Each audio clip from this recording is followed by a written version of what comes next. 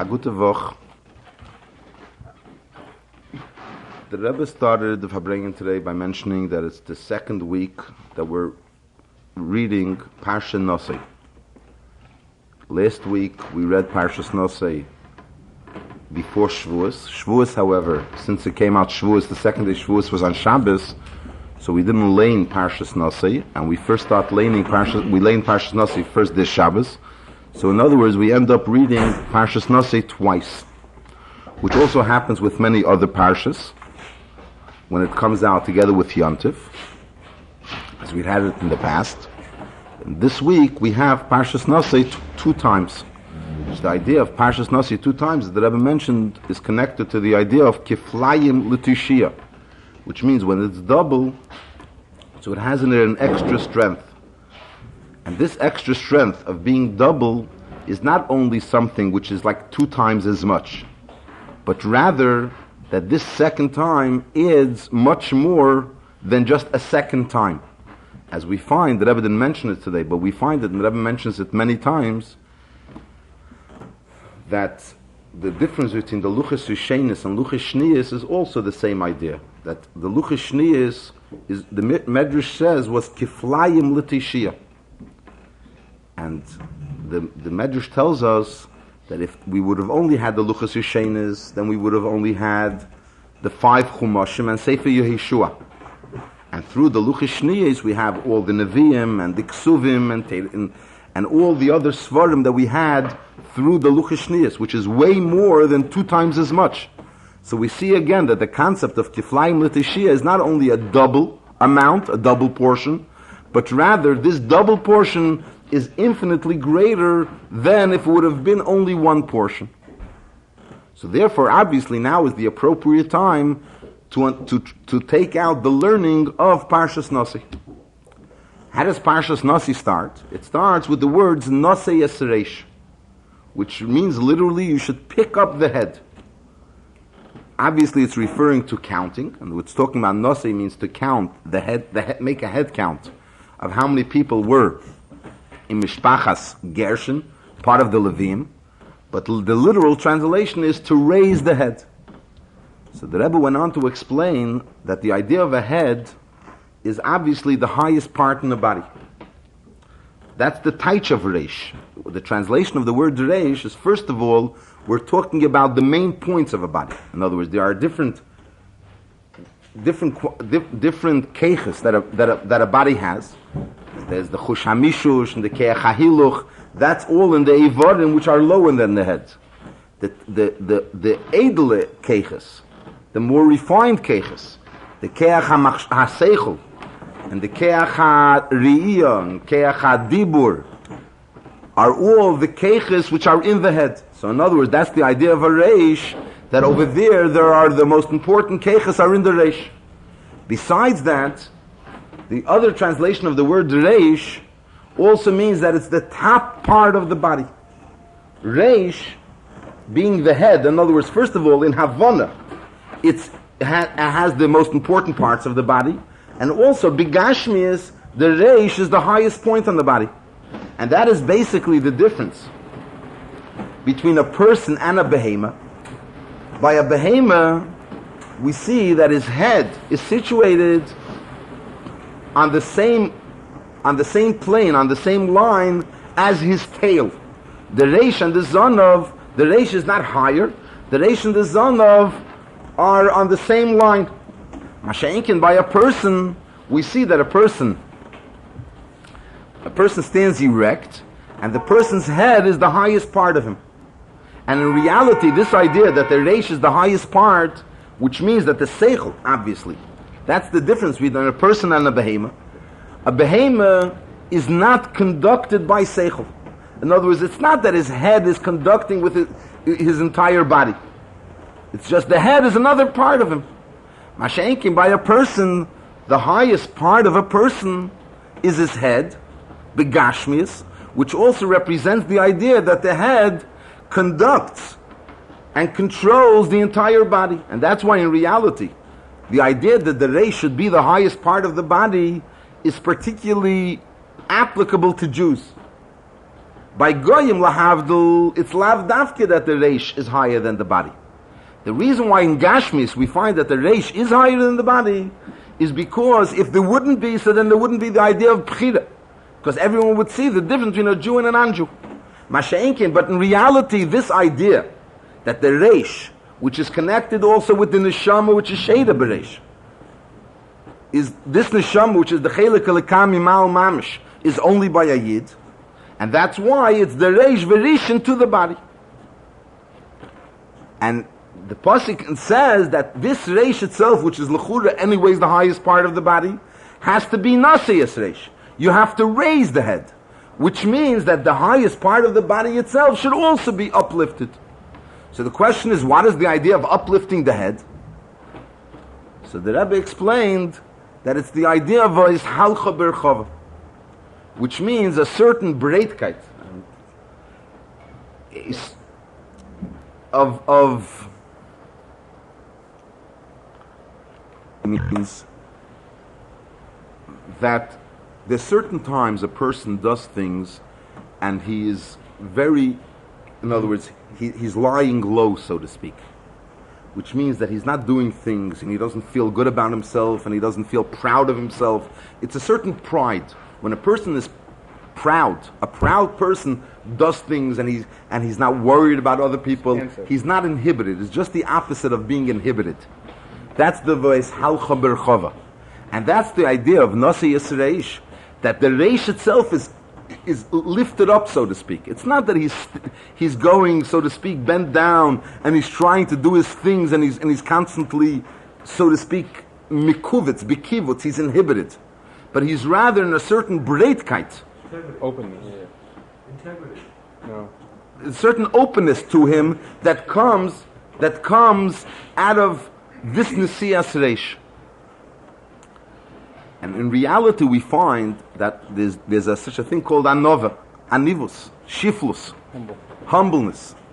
And humbleness, there's a machlekes how humble a person should be. Normally, in all midas, the Rambam tells us that a person is supposed to go b'derech hamitzua, in the middle way, in the middle road. He shouldn't be too to one extreme nor to the other extreme. When it comes to humbleness, a person is supposed to go to the extreme of being humble. But there's a machlekes whether or not he should have a certain amount of gaiva. So there's one mandama that holds that at least he should have a shminis shebeshminis, which means an eighth of gaiva. It means somewhat of gaiva. And then there's another mandama, both days are brought down in the Alter Rebbe Shulchan Aruch, that leimina v'lei miktsasi, he shouldn't have any gaiva whatsoever. He should be completely humble. So on one hand, normally we're under the impression, we go with the attitude that humbleness is extremely important in Avedis Hashem. But when we're coming to Behemshich to Matan Torah, and we now read Naso 2 times, so now is especially appropriate the idea of the Eshalcha Berchava in Avedis Hashem. Then the Rebbe continued and he said that this idea is also brought out at the siyum of the parsha.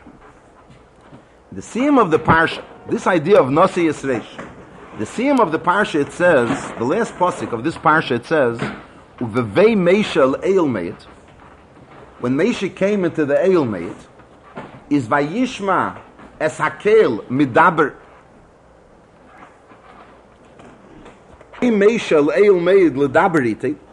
came into the El Meid to speak with the Eibishter, Vayishma es Hakel Midaber Elov Mi'al HaKapedes Asher Al Arein Ha'edus, he heard the voice speaking to him from on top of the Kapedes, which was the covering of the Aron, which was on the Aron, from between the 2 Kruvim, Vayidaber Elov, and the Eibishter spoke to him.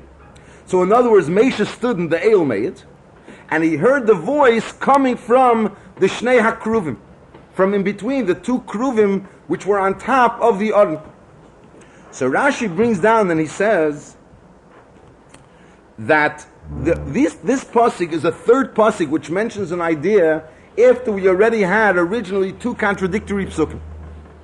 There were 2 psukim, one was mentioned in Shmeis, the other in the beginning of Vayikra, One, it says, Vayidaber Hashem Elov Me'el Meit, that the Eibishter spoke to Moshe from the Eil Meit. So it seems that where did the Eibishter speak from? From the Eil Meit itself. Then there's another pasuk that says, V'dibarti Yitcha Mi'ala Kapeitz, that the Eibishter spoke to Moshe from on top of the Kapeitz. So that seems to tell us that the Eibishter's voice came from on top of the Kapeitz. So this pasuk, so to speak, comes and settles it between the two psukim. Moshe bol Eil Meit. Moshe came to the Eil Meit. V'sham shemeyas hakel habo mi'ala kapeirus. In the Eil Meit, he heard the voice that came to him from on top of the kapeirus. So, in other words, this pasuk reconciles a contradiction between two psukim that we had in Shmeis and the beginning of Vayikra. So the Rebbe asked two questions. First of all, how does this pasuk get in here altogether? The entire end of Parshas Naso is dealing with the karbonis of the Nasiim. Every Nasi brought a carbon on a separate day, beginning from Chodesh Nisan until Yud Beis Nisan. That was the end, and then the psukim go on and tell us how many karbonis they brought and what was involved in each carbon, etc., etc. The last pasuk, which has no connection at all to what was going on before, nor to what's going on later, Bahaleischa, starts that when Moshe came to the Eil Meit, so that's when he heard the voice. So where does this pasuk come in here? That's first of all. Secondly, this pasuk belongs way before this point of time in Chumash. The contradiction between the two psukim we had in the beginning of Parshas Vayikra. So we had to wait through an entire Chumash Vayikra. And then in Bamidbar itself, we went through already Parshas Bamidbar and Parshas Naso. And at the end of Parshas Naso, all of a sudden we come to the answer to this contradiction. And as Rashi refers to this contradiction, that it's Shnei Ksuvim HaMakchishim Zeh. There are two psukim that are actually contradicting one the other. And then the Rebbe continued on and he started speaking about maybe what's the idea that all of a sudden we're speaking about the Eibishter speaking to Moshe. Because the idea of the Eibishter speaking to Moshe obviously started immediately when the Mishkan was put up. And the Mishkan was put up 12 days ago. This is already on Yud Beis Nisan. On Yud Beis Nisan, the 12th day of Nisan. The first day the Mishkan was put up was on Rish Chodesh Nisan. Furthermore, the Mishkan was put up 7 days, one day after the other, before Rish Chodesh Nisan. Rish Chodesh Nisan was Bayem Hashmini, it was on the 8th day. Before that, Moshe used to put up the Mishkan and take it apart for 7 days, the Shiva Simei HaMiluyim. So Bepashtus, the Eibishter spoke to Moshe then as well. And in reality, we find that the Eibishter spoke to Moshe way before the Mishkan was put up altogether. Until we even find that the Eibishter spoke to Moshe, not necessarily connected to the Yidden, but just to Moshe himself. The first revelation of the Eibishter to Moshe was in Midbar Sinai, through the Sneh. When Moshe was walking, and there was the revelation in the Sneh. And then the Rebbe, this was just incidentally, the Rebbe spoke about what is the idea of Moshe Rabbeinu walking in a midbar. Because in a midbar, it's a sakana to walk. So just like there's a halacha, that a Talmud Chacham is not allowed to go yechidi balayla, he's not allowed to go alone at night, because of different reasons. One of the reasons is sakana. So obviously it's well understood that a Talmud Chacham is also not allowed to go in a midbar himself. So the question is, what was Moshe doing walking in a midbar? And a midbar is certainly a makim sakana, as the pasuk says that it's a makim nochash sara v'yakrov. It's a place that there are nechoshim, there are snakes, and there are scorpions, and it's certainly a sakana. And then the Rebbe, this wasn't right over here at the Farbrengen, but at a different point in Farbrengen, the Rebbe mentioned, it's interesting how the Rebbe mentioned the Gemara. There's a Gemara that says that if someone is davening and a snake starts crawling on top of your leg, you should continue, because the snake normally isn't poisonous. Masha'inkein, if an akrav is crawling on your leg, Scorpion. So then you should leave the place of davening because it could be a sakana. So the Rebbe mentioned the Gemara. He says, Bishleim, if a snake, there's an eitzah. There's a way how to deal with a snake. What's the way to deal with a snake? By starting to daven. If you start to daven, the Gemara says that when you're davening and a snake comes, you don't have to worry about it. Mashenkin an akrav, since an akrav, even if you're davening, you do have to worry about it. So an akrav is really a sakana. So the question is, what was Moshe doing in the midbar? But in anyways, that was incidental. That was a maimer amuzga. That was in parentheses. But getting back to our subject, this wasn't the first time that there was a revelation to Moshe Rabbeinu. And certainly it didn't take until Yud Beis Nisan for the Eibishter to reveal himself. So why all of a sudden this pasuk over here? Then the Rebbe continued and he said that it could be, in other words, there's a place to say that there was a special revelation in connection to the karbanos that the Nesiim brought. Because we find that when the Nesiim brought the Nesiim brought here two types of karbanos.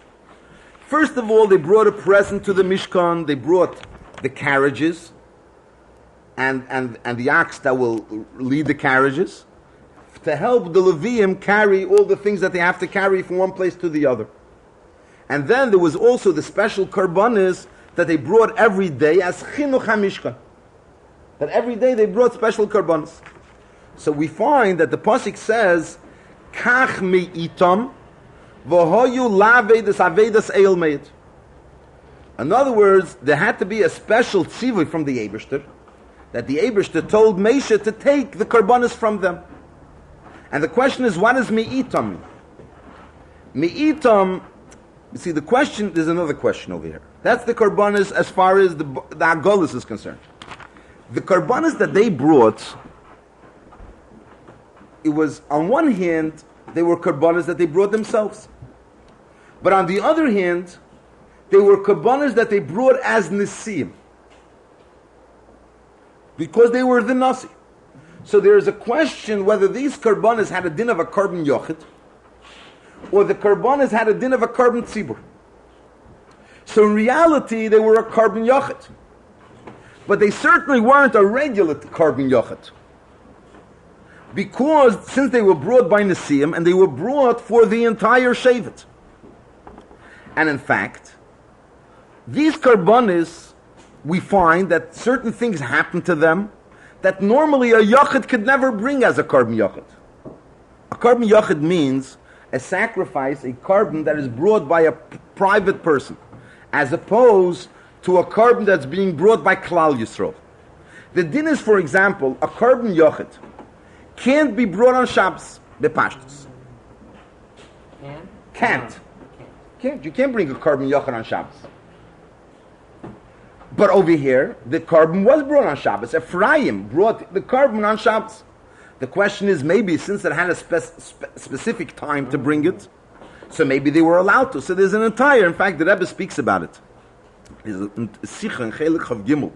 The Rebbe explains by Arichos two medrashim, explaining how Ephraim brought the karban on karban Pesach, whether or not it was actually a karban yochid or it was a karban tzibur. But in any case, it was a question. There was a problem involved. It was something that needed a decision. Part of the karban was also Ketedus. Ketedus is certainly never brought as a karban yochid. Ketedus is only brought as a karban tzibur. So on one hand, it was a karban. In other words, things were being brought that as a karban yochid you can't bring. On the other hand, we find something else in Rashi. When it says in the pasuk, "Vayhi hamakriv vayem harishon es karboni nachshiv ben aminadav," so Rashi says that Lemata Yehuda. So Rashi says that although the pasuk mentions that he is from Mata Yehuda, but it doesn't mean that he actually took the money from the Shevet and then he bought the karban and brought it. But he brought the karban from his own private money. And the way Rashi expresses himself is, Yochel shegava mishiftei. We could think that he took the money from the Shevet and then he brought the karban. Talmud Lema that he didn't. So the Rebbe said that normally, when Rashi wants to say something, Rashi doesn't first say what's not true and then says what is true. Rashi immediately says what is true. Why does here all of a sudden Rashi say Yochel Shegava Mishifte? In other words, he mentions what he doesn't remain with, the svara he doesn't remain with, and then he says no, it's not true, but he brought the other way. Because the answer is because the Havamin of Rashi also remains. In other words, although actually in Peil Mamish he didn't take the money from the Shevet, but that doesn't mean that there's no idea of taking the money of the Shevet. Because if it would be a completely carbon yachid, there would be no place to take the money from the Shevet. But since this carbon was some connection to a carbon tzibur, because the Nasi wasn't bringing it as a private citizen, but he was rather bringing it as being the Nasi of the Shevet, and we find that a person could bring a carbon for someone else, especially if the person's a relative. Certainly a Nasi, which a Nasi hu akel, and his connection to his Shevet is extremely deep. So his bringing the carbon, although actually it was brought from his private monies, but nevertheless it was brought as a representation of the entire Shevet. And therefore Rashi mentions the idea of Yachol Shegava Mishifte. So therefore, what do we see from here? That this carbon was on one hand a carbon tzibur and on one hand a carbon yachid. So therefore, obviously, Moshe Rabbeinu had to have especially raw from the Eibishter on how these karbanos should be brought and if they should be brought. So therefore, we could maybe say that that's why Uvevei Meishel Eil Meid L'daber Ite, that there was a special talking of the Eibishter to Moshe in order to tell him the halacha connected with the carbon. But on the other hand, the Rebbe asked, but still, since this pasuk was necessary way before, and this idea of speaking to Moshe is not something new, because the Eibishter was constantly talking to Moshe way before this time, so why all of a sudden bringing in this pasuk over here?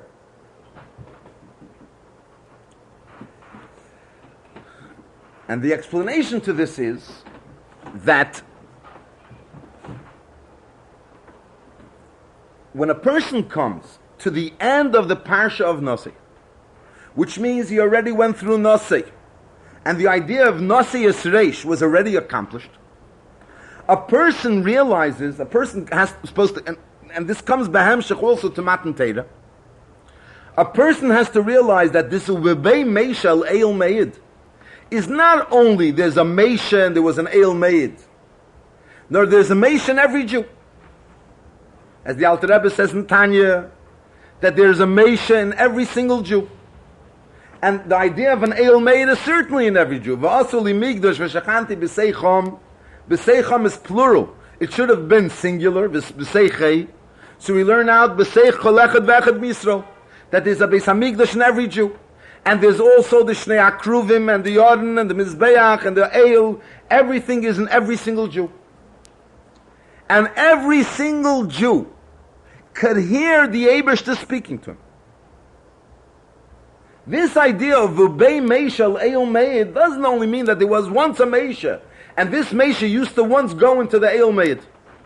But this Meisha, which is in every single Jew, enters the Eil Meid. He enters the Eil Meid and he hears the Eibishter's voice speaking to him. And where is the Eibishter speaking to him? Mibein Shnei Akruvim. And this is especially appropriate coming from Matan Torah. When Matan Torah we find that the Eibishter started off on Nechi Hashem Elikecho. It should have said that Eibishter was speaking to all the Jews. And not only all the Jews that were there, all the Jews from all the generations were standing by Matan Torah. So it's the biggest plural, it's the greatest plural that there should have been. So the most appropriate way of saying it should have been on Nechi Hashem Elikechem. Hasher Itzeisi Eschem Yeretz Mitzrayim. How does the plural? How does the Eibishter say it? On Nechi Hashem Elikecho, singular. Hasher Itzeisi Cho, singular, Meretz Mitzrayim. In other words, the Eibishter deals with each Jew as an individual and as a yochid.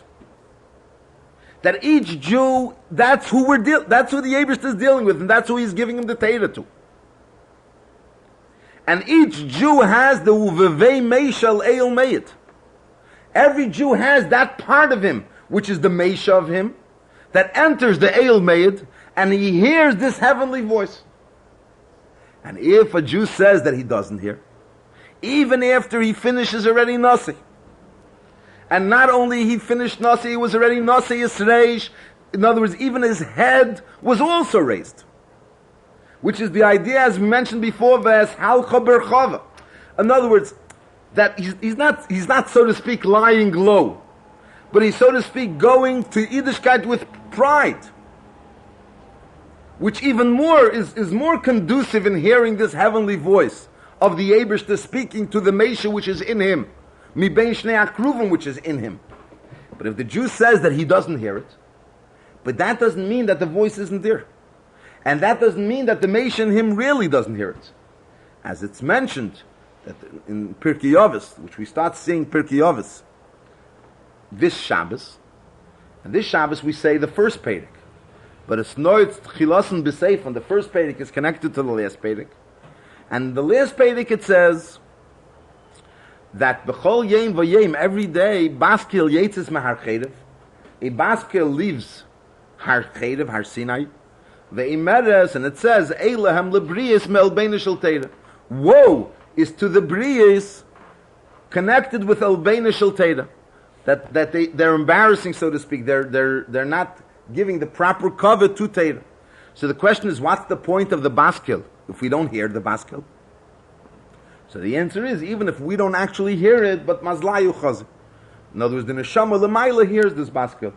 And the fact that the Neshama hears this Baskil eventually has an effect on the Neshama. So in the same idea, that this, Uvevei Meisha Leil Meil, even if the Jew doesn't feel that he hears this Hashem Medaber Eilav and Bein Shnei Akruvim, but that doesn't mean that in reality it's not happening.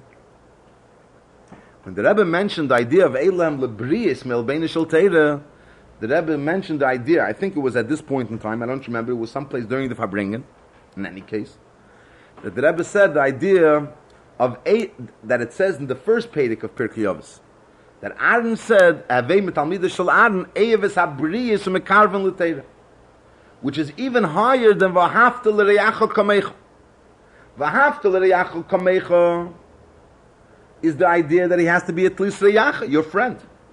Briyis means someone that the only Maila that he has, the only thing that he has, is that he was created from the Eibishter. And this Eyeves HaBriyis should be Briyis. Even Briyis should be Eyeves HaBriyis.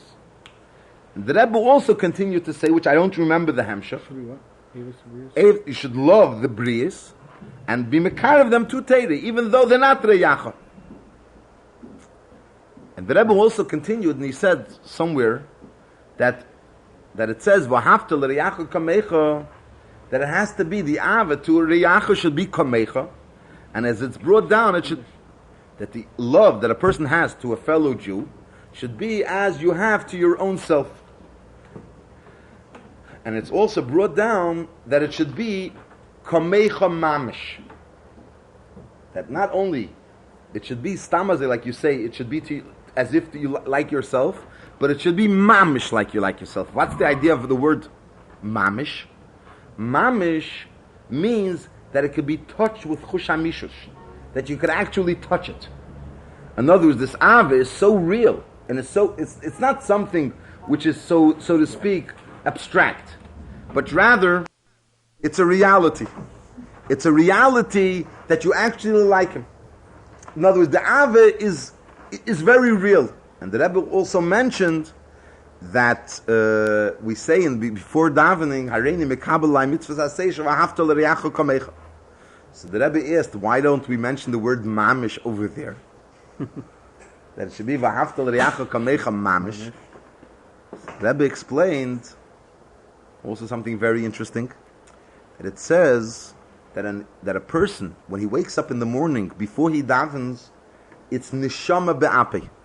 The neshama is in his nostrils, which means that the neshama didn't yet come into the entire guf. When does the neshama come into the entire guf? After davening, through davening. So since the neshama didn't yet come into the entire guf, so by him the neshama is not mamish, it's only biape, it's only, so to speak, abstract, his neshama, it didn't come down into his mamish. So therefore, the aval reyacha, which is also because of that other person's neshama, also can't be in a mamishnik way.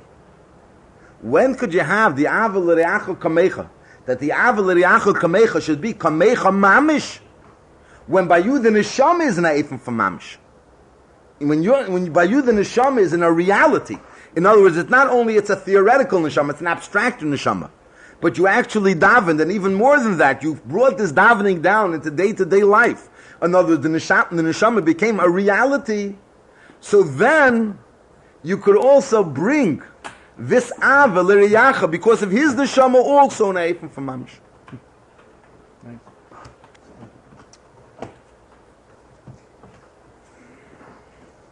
Any limitations, without any boundaries. And whatever you'll do, regardless of what you'll do, the ava to yourself will always remain, and will remain just as strong.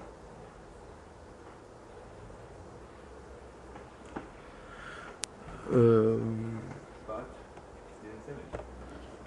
Rebbe also started saying that this Shabbos is Yud Dalet Sivan.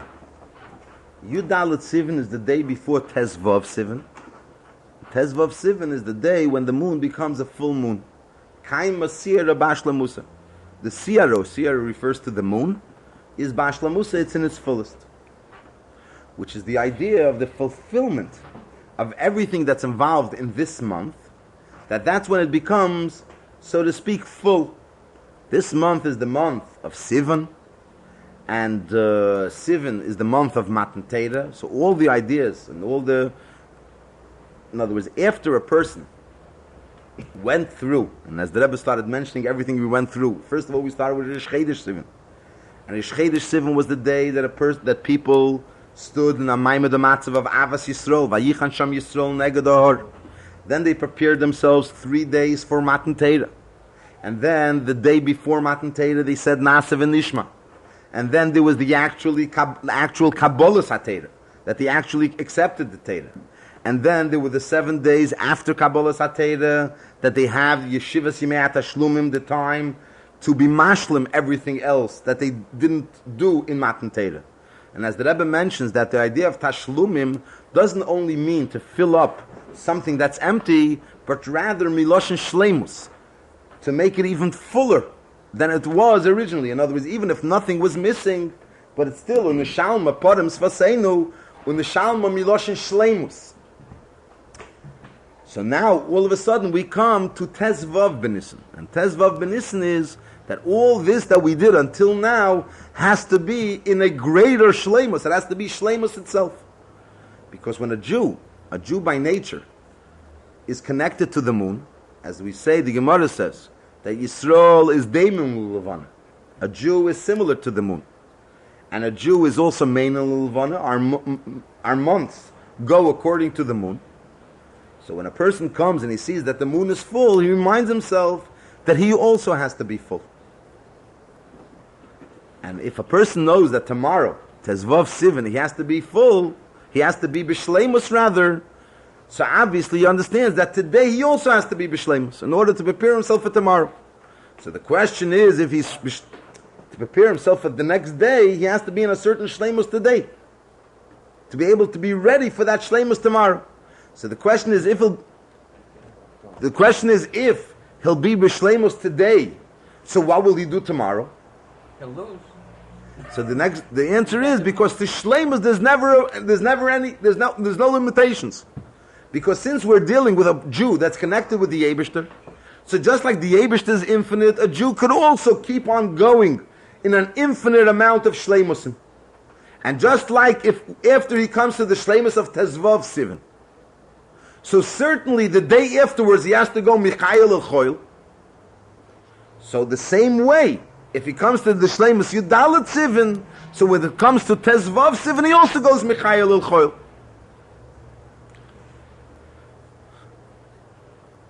Which is also brought out by the idea that in the beginning of the month, we find that we say, V'nifkadata ki yipokid mishavecha.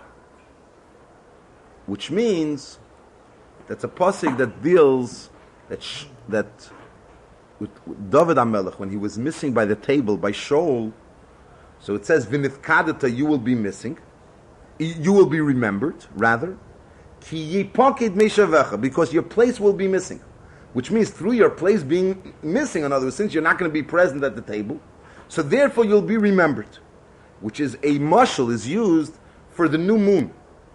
Which means before the new moon comes along, you don't see the moon. And then you first start seeing the moon, and that's when the moon starts becoming bigger and bigger every night. Which is also the idea of going from one shleimus to the other. And although in the previous month it already reached its original shleimus, but in order to reach a higher shleimus, first there's the pakid mishavecha. In other words, it comes to a point where it's not seen, and then it's v'nifkadata, again it starts going to a higher shleimus. Which is generally the idea of Tezvav Sivan for everyone. Tezvav Sivan in Chabad has a special significance because Tezvav Sivan is the day that the arrest of the Frierdiker Rebbe occurred, which eventually brought to the redemption of Yud Beis and Yud Gimel Tammuz. So although that year when the arrest actually occurred on Tezvav Sivan, it was something very, very tragic.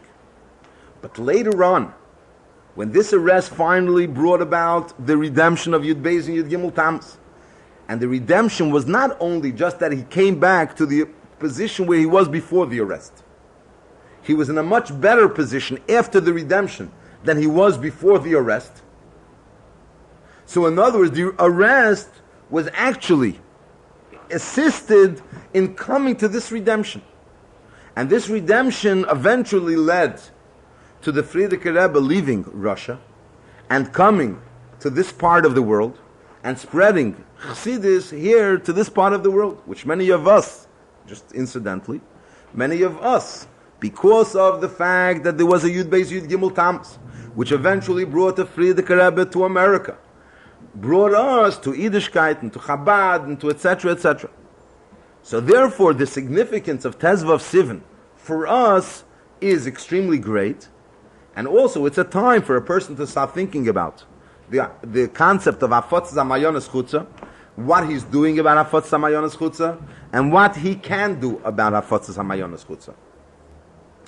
And in the spirit of Matan Torah that we just left, we're coming from Matan Torah, and the idea of coming from Matan Torah, and then the shleimus of Matan Torah, which was the Yud Beis Yom, the 7 until Yud Beis Sivan, and now coming to Tezvav Sivan, which is the shleimus of Matan Torah. A person obviously is supposed to go from strength to strength in the days following Tezvav Sivan as well, especially since we read in the next parsha, the Rebbe concluded, the Bahaleis Ches HaNeiris, El Mul Pnei HaMeira, Meira Yeiru Shivas HaNeiris, which means that when we light the menorah, which resembles the idea that a Jew, it's not enough for the Jew to himself appreciate Matan Torah and himself appreciate all the ideas that are taught from Matan Torah in the days after Matan Torah, but rather he's supposed to try to kindle other Jews and all types of other Jews, which are included in all the 7 types of neiros which are on the menorah, and through that we will eventually bring that El Yafutze Meinesecha Chutza, it'll be Ka'asimar Melech HaMashiach B'Meheira V'Yameinu Amen. A gute Woche. Someone wants a favor, the question is, it's me and him. There is a me and there is a him. And then there's me doing him a favor, even if you do him the favor. But you feel that you're doing, when you feed yourself, you don't become tired. When you feed someone else, you become tired. Depends on how heavy the challenge is. Because you have more strength going this way as opposed to that. Good mushroom. Yeah. When you feed yourself, you don't grow tired. Is that a mushroom? So that's our motion. Very good. If you feed yourself... When you eating a bowl of soup, you're eating a bowl of soup, how many times you move your hand? Do you get tired? No, but if you're putting it someone else, why? Because it's him, it's not me. Push it. So that's the thing to have to react, come make a mamish. Push it. Sei gesund.